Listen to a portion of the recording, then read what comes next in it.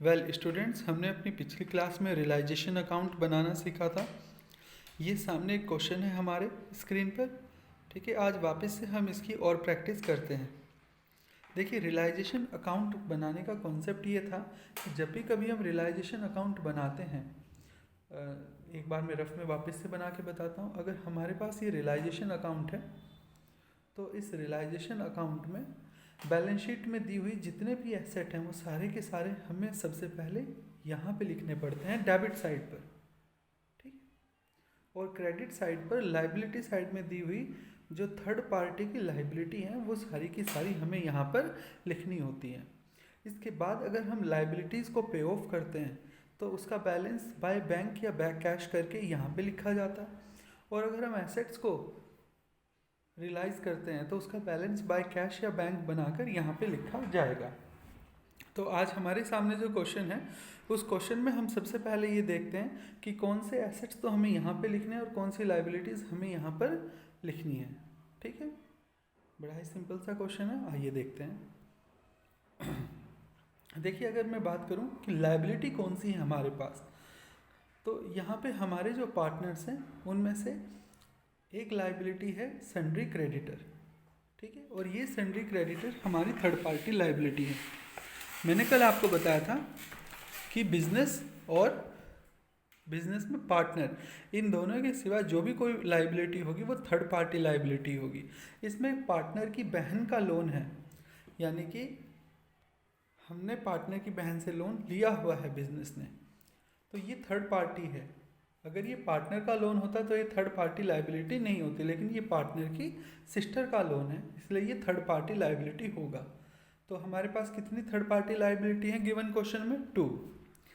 देखिए, बैंक का अमाउंट नहीं लिखते क्योंकि बैंक का अलग से हमें अकाउंट बनाना पड़ता है। तो हमें डेटर, स्टॉक और फर्नीचर, इन 3 हमारे एसेट हैं जो हम अपने रियलाइजेशन अकाउंट में ट्रांसफ़र करेंगे। तो आइए देखते हैं। सबसे पहले एडजस्टमेंट में दिया हुआ है 50% of furniture was taken over by Parth at 20% less than the book value. देखिए, फर्नीचर की बुक वैल्यू क्या है? 2,20,000। 20% लेस पर उसे एक पार्टनर पार्थ ने ले लिया है।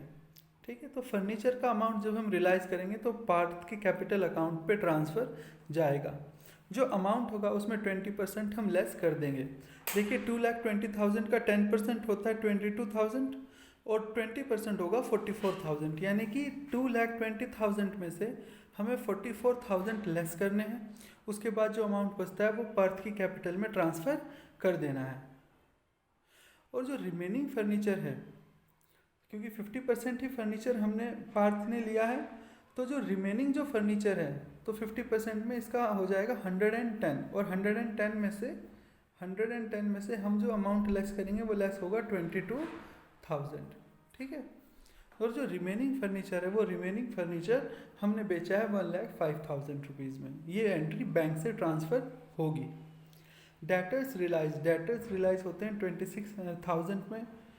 Stock was taken over by Shivika, तो ये एंट्री जो है शिविका की कैपिटल अकाउंट में ट्रांसफ़र की जाएगी इस 29,000 अमाउंट के साथ।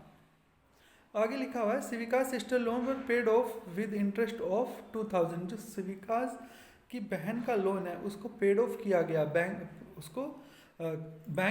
बैंक के थ्रू उसे पेमेंट की गई विद इंटरेस्ट 2,000, यानी जो पेमेंट होगी, लोन कितने का था? लोन था 20,000 का, उसमें 2,000 और ऐड करके पेमेंट हम कर देंगे। रियलाइजेशन के जो एक्सपेंस है वो एक्सपेंस है हमारे पास 5,000। ये भी एंट्री हम बैंक से ट्रांसफ़र करेंगे।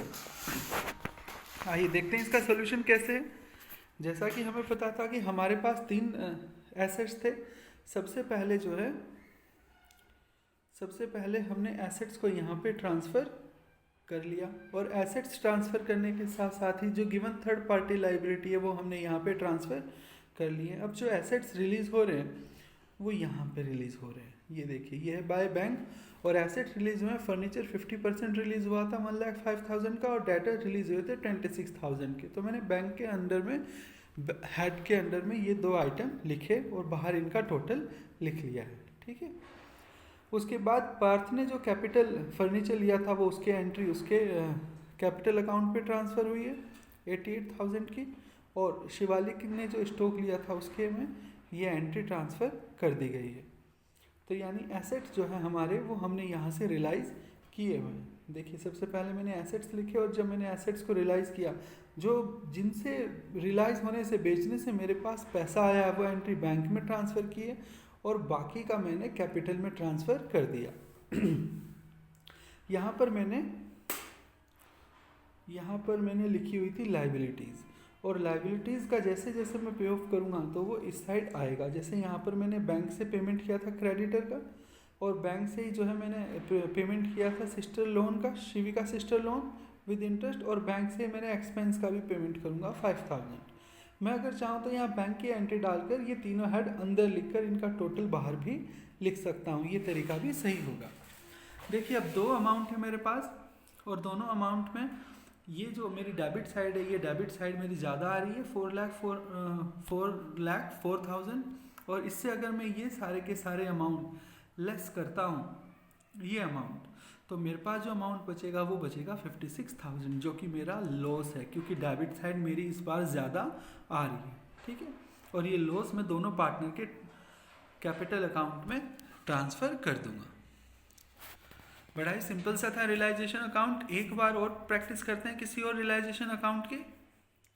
देखिए इस बार मेरे पास क्वेश्चन गिवन है। क्वेश्चन क्या है मेरे पास, XYZ पार्टनर्स हैं और जिनकी रेशियो है, इन पार्टनर्स की जो रेशियो है वो रेशियो है मेरे पास 5:3:2। ठीक है, पार्टनरशिप डिसॉल्व हुई है। बैंक का लोन थर्ड पार्टी लाइबिलिटी है, क्रेडिटर थर्ड पार्टी लाइबिलिटी है, जनरल रिजर्व मेरा एक्यूमुलेटेड प्रॉफिट का पार्ट है। ये पार्टनर्स की कैपिटल अकाउंट में पुराने पार्टनर्स में पुरानी रेशियो में डिस्ट्रीब्यूट होगा, जैसा हमने एडमिशन के टाइम पर सीखा था, उसकी यही ट्रीटमेंट है। एक और लायबिलिटी है मेरे पास, प्रोविजन फॉर डाउटफुल डेट 4000। अब बात करते हैं मेरे पास एसेट्स कौन कौन से हैं। तो जब भी मैं एसेट्स की बात करूँगा, मेरे पास बैंक को हम कंसिडर नहीं करेंगे, डेटर्स है। इसके बाद स्टॉक है 54,000, फर्नीचर, मशीनरी और बिल्डिंग, ये सारे मेरे एसेट्स हैं जो मुझे रियलाइजेशन में ट्रांसफ़र करने हैं। देखिए यहाँ पे दिया हुआ है assets realise as follow. Debtors जो है डेटर्स जो है वो 1,27,000 के रिलीज हुए हैं। स्टॉक 10% लेस, स्टॉक की कितनी वैल्यू है 54,000, इसमें से 5400 हम लेस करके उन्हें बैंक की एंट्री में शो कर देंगे। Furniture was taken over bye x for 40,000। Furniture क्योंकि एक्स ने लिया है तो एंट्री एक्स के कैपिटल अकाउंट से जाएगी, ठीक है, और अमाउंट जाएगा 40,000। बिल्डिंग को हमने बेचा है 15,70,000 में, ये भी बैंक से एंट्री जाएगी। 50% of machinery was taken over by Y. जो मशीनरी है उसका 50% होता है 1 लाख। 1 लाख जो है वो वाई ने लिया है, तो अमाउंट जो है एंट्री जो है वो वाई के कैपिटल से ट्रांसफ़र होगी। और at 50% less than the book value, उसके अमाउंट में 50% घटा के, यानी अमाउंट 2 लाख का 50% कितना होता है 1 लाख, ठीक है। और 1 लाख का भी जो 50% है वो क्या होगा 50,000। तो एंट्री कितने से पास होनी है 50,000 का। अभी भी हमारे पास 1 लाख का मशीनरी बची हुई है, उसका क्या करना है आगे देखते हैं। बैंक लोन पेड किया गया विद इंटरेस्ट 4,50,000। तो बैंक के लोन में ये अमाउंट हम जोड़कर तब पेमेंट करेंगे। रिमेनिंग मशीनरी कितने की बची हुई थी 50% तो 2 लाख का ले गया था वाई, तो 50% बची है यानी 1 lakh. Sold at a profit of 50,000, वो बेच दी गई है विद प्रॉफिट ऑफ 50,000, यानी 1 लाख की मशीनरी 1,50,000 में हमने बेच दी। Creditor were allowed at a discount of 10%। Creditor में से 10% घटाना है, उसके बाद उसका पेमेंट हमको कर देना है, ठीक है। Dissolution expenses of 5,000 were paid by x. और जब भी कभी एक्सपेंसेस जो है पार्टनर से पेड होंगे तो हम पार्टनर को कंपनसेट करेंगे और हमारी एंट्री बनेगी रियलाइजेशन अकाउंट डेबिट टू जो भी पार्टनर है। यहाँ पर कौन है पार्टनर, एक्स है, तो एक्स कैपिटल अकाउंट, यानी उसके कैपिटल अकाउंट में उसका कंपनसेशन देंगे जो उसने पे किया है। आइए देखते हैं सॉल्यूशन। देखिए सेम वही है, जो बैलेंस शीट में एसेट्स दिए हुए थे, मैंने वो एसेट्स लिखे हैं with the same balance which is given in balance sheet. अभी मैंने यहाँ पे सारी लाइबिलिटी लिखी है, प्रोविज़न भी मेरी लाइबिलिटी है तो मैंने यहीं पे लिखी है। डेटर्स जितने के गए, स्टॉक की कितने के कम हुए, बिल्डिंग और मशीनरी मैंने इसी तरह से करके लिख लिया। एक्स ने फर्नीचर लिया था और वाई ने मशीनरी ली थी विद 50% मशीनरी 50% लेस वैल्यू पे, जो कि 1 लाख का अल्टीमेटली कितना अमाउंट था, 50,000। अब बात करते हैं लाइबिलिटी को मैंने कैसे पे ऑफ किया है। लोन पे ऑफ किया इंटरेस्ट के साथ, ये अमाउंट मैंने बैंक से दिखाया। क्रेडिटर्स को मैंने 10% घटा के पेमेंट करा था, तो वहाँ पे 10% घटा दिया 1,90,000 में 19, ठीक है, 1,90,000 में 1,900 का ये अमाउंट यहाँ शो किया। एक्सपेंसेस क्योंकि कैपिटल से पार्टनर ने पे किए थे तो मैंने इसकी ये एंट्री यहाँ पे दिखा दी। अगर मैं दोनों साइड का टोटल करूँगा तो मेरी इस बार जो है क्रेडिट साइड का टोटल ज़्यादा आ रहा है। तो ये सिंपली क्या बताता है कि मेरे को क्या हुआ है, इस बार बिजनेस को क्या हुआ है, प्रॉफिट हुआ है, जो मैं पार्टनर्स की, तीनों पार्टनर्स की पुरानी रेशियो में उनके कैपिटल अकाउंट में ट्रांसफ़र कर दूंगा। ये मैंने यहाँ पे प्रॉफिट ट्रांसफ़र किया है। ठीक है, आज रियलाइजेशन को वापस से हमने देखा। ठीक है, बड़ा ही सिंपल है, जो डाउट हो वो ज़रूर पूछिएगा।